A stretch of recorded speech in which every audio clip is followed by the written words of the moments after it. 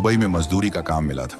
वह रोज सुबह 4 बजे उठता, बिना कुछ खाए पिए सबसे पहले काम पर पहुंच जाता और कड़ी धूप में खून पसीना एक करके ओवरटाइम काम करता।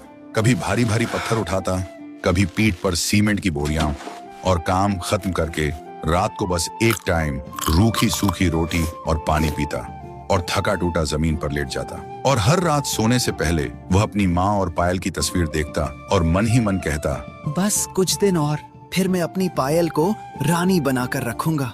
लेकिन उधर गांव में मंजर ही कुछ और था।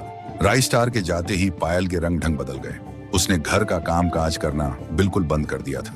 वह दिन भर शेरा के लाए हुए महंगे कपड़े पहनती, मेकअप लगाती और रानी बनकर आराम करती, और राइस्टार की बूढ़ी बीमार माँ से घर का सारा काम करवाती।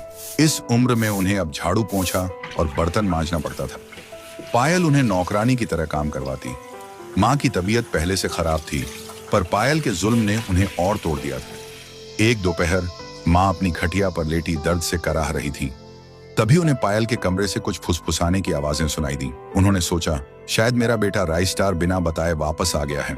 जरूर वह पायल से बात कर रहा होगा। फिर वह उठकर धीरे धीरे पायल के कमरे की तरफ गईं। उन्होंने खुश होकर अंदर झांका, लेकिन अंदर का नजारा देखकर उनके पैरों तले जमीन खिसक गई। वहां राइस्टार नहीं, शेरा था।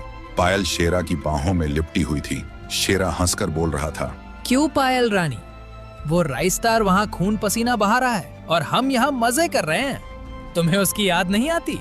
याद? उस खेत के कीड़े की? अरे शेरा जी, वो तो बस एक गधा है जो मेरे शौक पूरे करने के लिए पैसा कमा रहा है।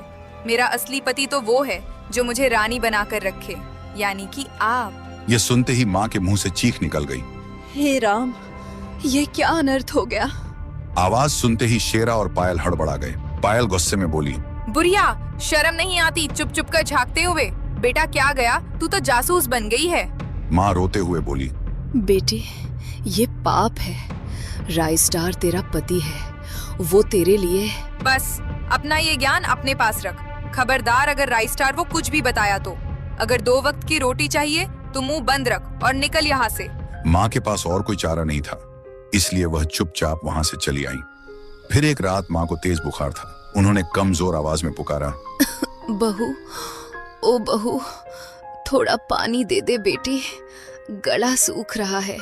लेकिन उधर पायल शेरा का सिर गोद में रखकर उसे अंगूर खिला रही थी और वह खिलखिलाकर हंस रही थी। ओ बहू। लेकिन माँ की आवाज सुनकर पायल गुस्से में बाहर आई और माँ के कमरे में आकर चिल्लाई, दिन भर किट किट करती रहती है। वहाँ अंदर शेरा जी बैठे हैं और इसे पानी चाहिए। मर क्यों नहीं जाती तू? तेरी वजह से मेरी जवानी खराब हो रही है।